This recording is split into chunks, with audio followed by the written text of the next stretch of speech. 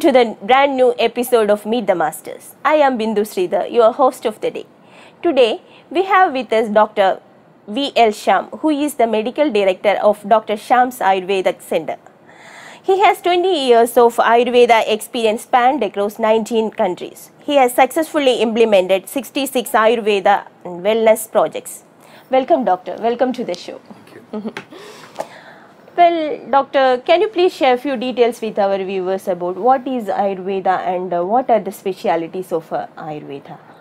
See, Ayurveda is a science which is evolved over 5,000 years of time. So I can proudly say it is a science which is tested and evolved over 5,000 years of time. Right? It's one of the toughest tests any science can face. Right? And it's the best way to evolve also, right? Through trials and errors, through the experience of the doctors. The word meaning is Ayu means life and Veda means science. So the literal meaning of the word Ayurveda is science of life. So you cannot compare Ayurveda with allopathy or you cannot compare Ayurveda with homeopathy. Rather, when it is the science of life, you need to compare Ayurveda with a science like biology, right? Means bios means science and logos means knowledge. So the nearest equivalent for Ayurveda, it is biology, right? Ayurveda is not just about treating some diseases. Rather, it's a science of life, it's a philosophy of life. It teaches how to live in sync and how to live in harmony with the nature. If Ayurveda was a religion, I believe nature would have been its goddess. Right? So as far as human universe is considered, Ayurveda has two objectives. Number one is to prevent the health problems in a healthy person or to maintain the health in a healthy person. And secondly, to cure the disease in a diseased person. So in the curative aspects, Ayurveda has different specialities like the modern medicine has, like the general medicine, ENT and ophthalmology, surgery, pediatrics, toxicology, geriatrics, and the health concerns of reproductive tissues. So it has 8 branches on the curative aspects. On the preventive aspects, Ayurveda teaches, how to live in sync with the nature, like daily regimens, seasonal routines, dietetics, and these are, a comprehensive, details about Ayurveda. There are 3 bodily elements called Vata, Pitta and Kapha. Can you please explain what is the concept behind these all? See, the terminology is, Vata, Pitta and Kapha. It may be easier for an Indian or for a Keralite, But still, you might find it, like alien languages, Vata, Pitta, Kapha. So they are just names, right? Instead, you may call it like XYZ also, no worries, right? Vata, Pitta, Kapha, they are basically names given to a set of qualities and a set of functions. Vata is a name given to a set of qualities like when there is dryness, movement, lightness, cold, all these qualities coming together, you call it Vata. Vata is the energy factor which governs all kind of movements. Say for example, I speak because of Vata, you nod your head because of Vata, you blink your eyes because of Vata, lungs breathe, heart pump, muscles move, conduction of nervous impulses. You name any movement in the body, it is governed by Vata and because of its qualities. Pitta is the energy factor which governs all kinds of transformations like food digesting inside the mouth by the salivary enzymes, food digesting inside the stomach by the gastric secretions, or a sound signal right now getting converted to a nerve signal. So let it be an enzymatic change or a neurological change or a biological change or a chemical change.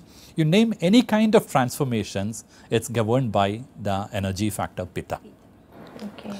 Kapha is the energy factor which governs growth, lubrication, immune functions at the core level. These are some of the basic functions of Kapha. So we all have Vata, Pitta, Kapha in the body which do the entire functions or the physiology of the human body. For example, you look at the process of eating food. Chewing, it's a movement which is done by Vata. Digestion by the saliva inside the mouth is a pitta function. Lubrication of the food is a kapha function. Swallowing is Vata. Movement of the stomach is Vata. Digestion by the gastric enzymes inside the stomach is correct. So they work together. So when they are working together in balance, in harmony, you say, all your functions are good, right? But the moment, when they get imbalanced, your physiology will be upset, and which you term it like pathology or the disease process. But the moment, you realize Vata Pitta Kapha in its true sense, in terms of its qualities and functions, you will be able to see Vata Pitta Kapha in everything. For example, you look at the sleep pattern. The first phase of the sleep is mostly a Kapha time. The middle part of the sleep is a Pitta time. The last part of the sleep is a Vata time. So in the Vata time, you can see, the rapid eye movements. And it's the time, when you see dreams or light sleep, right?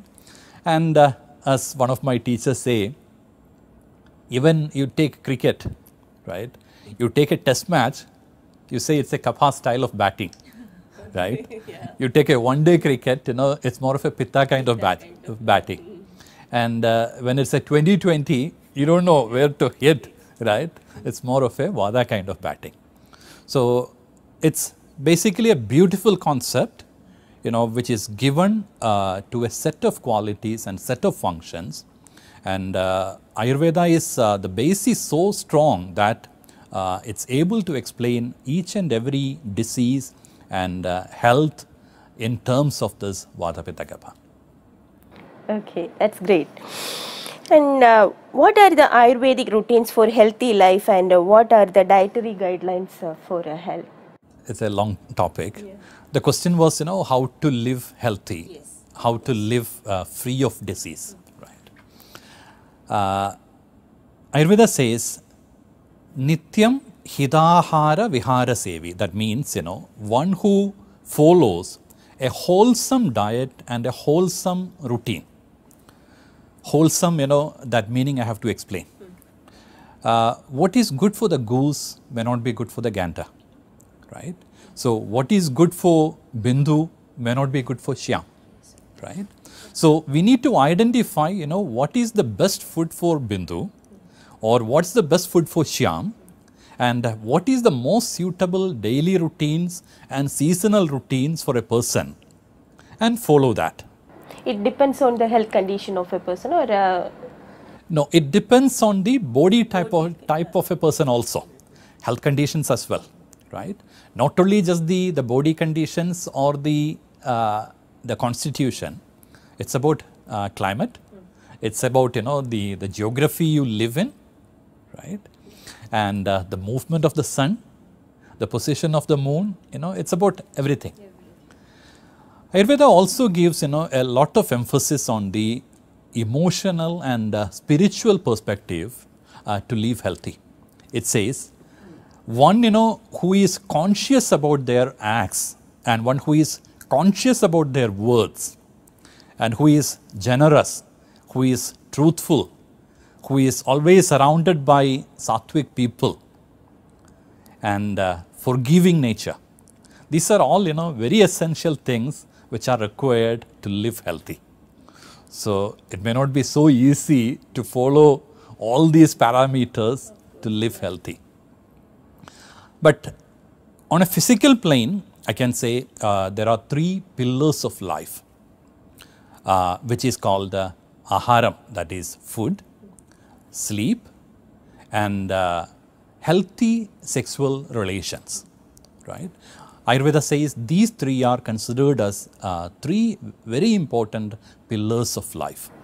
Can you please explain Ayurveda practice in UAE, that is recognition as a traditional, complementary and alternative medicine?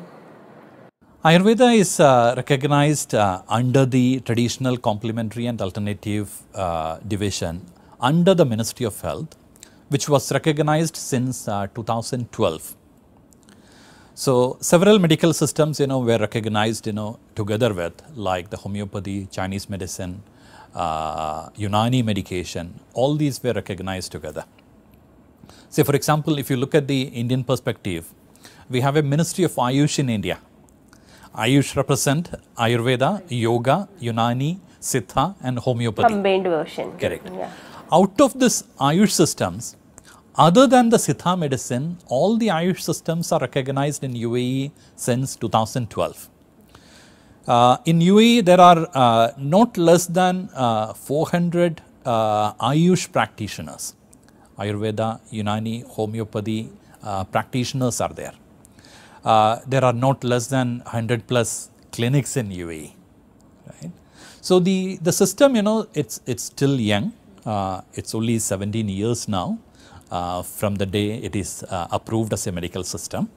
So it is evolving every day, and the patient mix, it goes very much in tally with the population mix of UAE from my experience. So like 50% of our patients, they are Indians or from the Indian subcontinent, right? And the rest 50% is a mix of nationalities, Europeans, that goes very well in sync with the population mix of the country. So it's getting well accepted. How the geographical and the climatic aspects of UAE favoring to Ayurveda? See, what works in India may not work outside India, right? Because the land is different, the flora is different, the fauna is different. If you look at India, you have two ayanas or two solstices. The sun rises sometimes in the southeast for 6 months, and the other 6 months, it rises in the northeast, right? Because it is India is near to the equator, so it has both solstices. But for a country like UAE, which is on the 23-degree latitude, sun mostly rises either in the east or in the southeast. It doesn't go much to the north side. Right? So we have only 2 seasons therefore, right? The summer and the winter time. Right? But still, when you look at the core principles of Ayurveda, the Vata Pitta Kapha, one will be able to evolve a model for a country which is in the 23-degree latitude.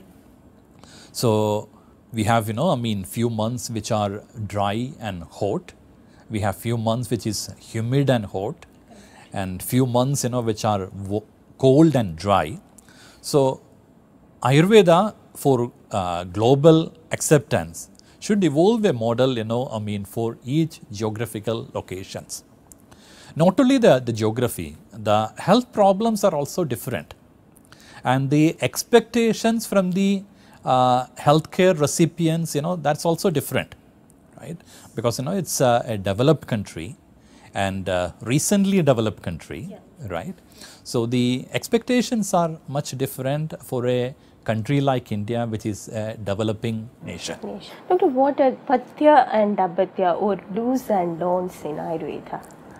It's a common question, most of the people have, For example, I had a patient, yesterday who came with a skin problem. I suggested some medicines, for the patient, and later I said, avoid yogurt, avoid sour and salty taste, reduce urud dal, reduce dosha, idli and all. Okay. The patient was, so upset at me. Doctor, why so many restrictions, right?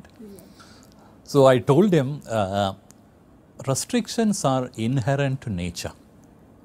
For example, the fact that you need to breathe to live now is a restriction, right? So there are several restrictions, which are imposed by the nature. And that's on a philosophical plane, when it's coming to the reality. Pathya means do's, apatya means don'ts, right? So when somebody is asking what is the pathya for this, my problem, I will say, the things which has to be favored, which you have to eat more or, indulge in more. Apatya means don'ts. There is a misunderstanding about, the concept of pathya, apatya in Ayurveda. Most of the people, they think that, I take a kashayam, I have to stop eating non-vegetarian and fish items. There is nothing like that. The pathya and apathya are mostly specific to the health condition. They are not very much specific to the medicine which they are taking. There are very few medicines, which has pathya apathya specific to the aushadha, pathya apathya specific to the medicine. For example, if you are taking sulfur, gandhakam, salt has to be restricted in the food when you are consuming gandhakam. But when you are taking gandhakam for a condition like skin disease, you have to favor milk. But milk is contraindicated in a skin condition, right? So, for example, a skin condition usually increases by the over intake of sour and salty taste. On the other side, we are treating the condition with more bitter and astringent food items or bitter and astringent medication. So, while you are taking a bitter and astringent medication, you equally eat, sour and salty, the medicine will not be as effective. So, it is a waste of, your time, the patient's time, the physician's time, and it is a waste of resources also. So, that is why, the Vaidyas, the doctors, they suggest to follow certain pathya, apathya while you are having a specific health issue and while you are having a certain medication. It's especially for these Ayurveda kind of medicines, right? In allopathy, it's not there, no? Why not? See, even if in allopathy, for example, you are a diabetic patient, right? The doctor suggested you medicine, and along with that, they will tell you, you reduce carbohydrate, you do regular exercise every day, right? That is a kind of this so thing. it's also yeah, a pathya yeah, apathya, yeah, yeah, right? Sure. So pathya apathya is everywhere. That's why I said, restrictions are inherent to nature. Doctor, how oil therapies and panchakarma helps in Ayurveda? When you think about Ayurveda, the first image which comes to your mind is that dhara flowing on your head, right? Yes. Again, Ayurveda is not just about oil therapies. Ayurveda is, much more than oil therapies, which I mentioned to you previously. It has different specialities from general medicine to surgery, and oil therapies are only a minor part of, the entire Ayurvedic concept. To some extent, it's sad that, only that oil therapy, the fancy part of Ayurveda is getting popular, right? See, oil therapy are used for treating several health issues, especially musculoskeletal problems. For example, for a problem like low back pain, right? Something equivalent or better than physiotherapy. We have so many therapies which are evolved in Ayurveda or which are evolved in Kerala. That is known as dhara, oil therapy in a... No, the oil therapies, it can be used in multiple ways. For example, you might have heard about treatments like kiri, right? Yeah. Kiri, you prepare herbal bundles and dip this in hot oil and massage with these in a special manner. Dhara, you can see, oil being continuously poured on the head. In Pirichul, you can see the oil being poured on the body, right? Now, each therapy has its own specific properties. And again, the products can be different for Shirodhara. For example, we can use a specific oil for Shirodhara for a problem with headache, a different oil for insomnia, a different oil for hair falling, a different oil for skin disease. So, according to the selection of the oils, a treatment like Shirodhara can have multiple benefits, right?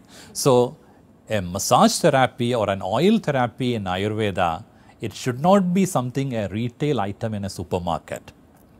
It should be prescribed by a doctor by assessing the health condition of the individual, and the right oil and the right therapy for the right person, that's more important.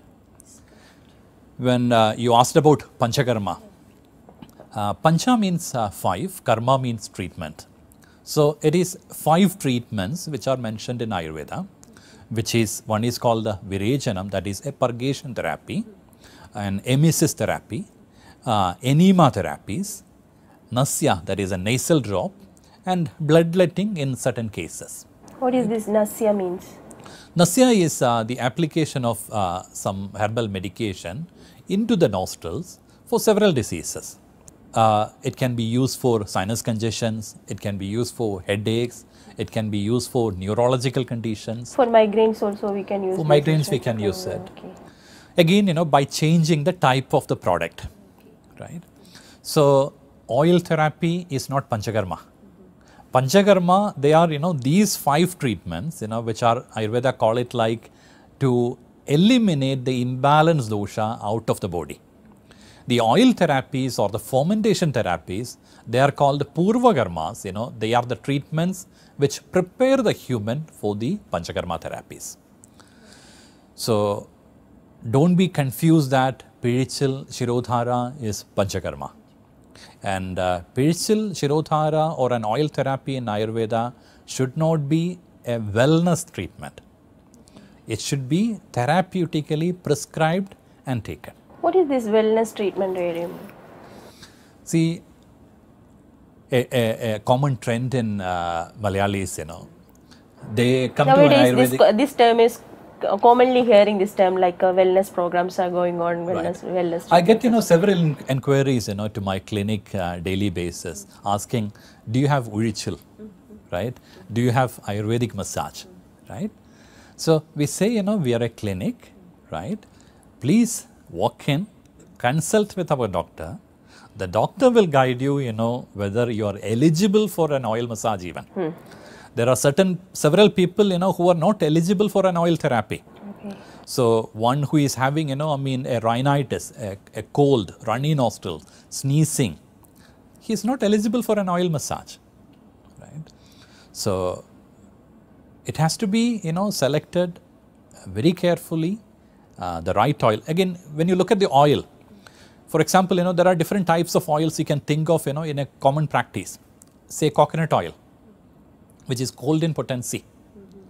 Almond oil, cold in potency. Mustard oil, hot in potency. Sesame oil, hot in potency. Olive oil, hot in potency. Castor oil, hot in potency. I know some people, who mix all these oils and say that, it's very good for my hair fall problem. Right? No. See, some people like warm weather, some people like cold weather. Right? So, every individual is a unique manifestation. So, coconut oil might suit you, but it might not suit for me. So, that is why I said, the selection of oils are also very important. Can you please explain the scope of Ayurveda in UAE?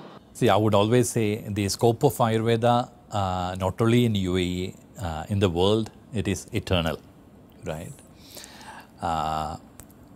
Because if you look at the population of UAE, aged population is increasing day by day, across the entire globe. Not only people are living longer with chronic diseases. So, for example, a condition like osteoarthritis of the knees, spondylosis changes in the neck and or in the low back. That is a common issue nowadays. I heard this neck issues. For me also having the same issue, neck problem. See, that's why I said, not only people are living longer with chronic diseases. So, the increased prevalence of chronic diseases is a challenge for all the healthcare delivery systems. And I believe Ayurveda can contribute a lot in the management of chronic diseases. And not only the chronic diseases, non-communicable chronic diseases, for example, diabetes, hypertension, obesity, autoimmune conditions, all these conditions, the prevalence is on the rise. So, again, Ayurveda has a lot of scope in that area. And the other scope which I foresee is the uniqueness of Ayurveda, which treat the individual according to their uniqueness. As I mentioned, what is good for you might not be good for me. So, Ayurveda treat not only the disease, Ayurveda treat the person who carries that disease. So, having, its own innate strength, Ayurveda has a lot of scope in the healthcare delivery system in this era. Please share about Dr. Shyam's Ayurveda Center, its future plans, its specialities and everything. We started Dr. Shyam's Ayurvedic Center in the year 2011, so 8 years now. Currently, we have 7 clinics across UAE. We are spread across Dubai, Ajman, and Ras Al Khaimah. All the centers are daycare centers where we have a licensed, MOH licensed or DHA licensed Ayurvedic doctor, and all our therapists are licensed by the Ministry of Health, right? And all our clinics, since it is recognized by the ministry, we get insurance coverage for most of the treatments, including, when it is prescribed by the doctor. Because we don't practice Ayurveda as a massage therapy. We practice Ayurveda as a curative treatment. So currently, I don't believe in a chain of clinics. Rather, I would say, we have group of individuals, right? My clinic in Karama, it has, its own uniqueness compared to my clinic in Jumeirah, right? So we offer, different kinds of services across our clinics. We have doctor consultation.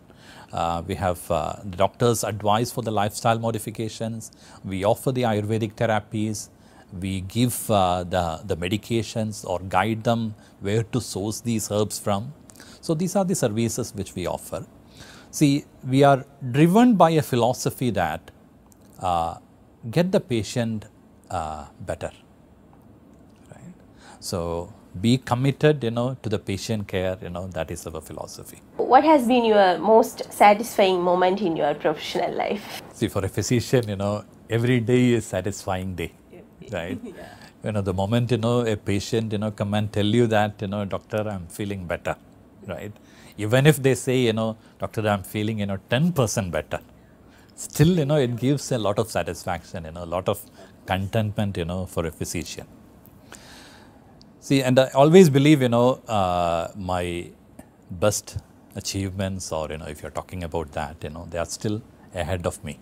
I came in the year 2000, and Ayurveda got recognized in the country in the year 2002. And I was lucky to be the first licensed doctor approved by the Ministry of Health. So in 2017 and in 2018, I was awarded as the best physician by the Dubai Health Authority. And in 2018, I was awarded as the leaders of healthcare. So from a time, where I was not allowed to put a doctor title in front of me, and in 15 years, I could be awarded as the best physician, I feel satisfying. So thank you for your valuable time spending with the Medivis team. Any message to our viewers? Half an hour, we were talking, right? Yeah. 1 hour or, 30 hours is not enough to talk about Ayurveda. And even I won't be, satisfied, by spreading the message of Ayurveda. It was wonderful, speaking with you, and Medivis has always been, very supportive to promote the true essence of Ayurveda. Truly appreciate it. Thank you very much. Thank you, doctor. Thank you for your time.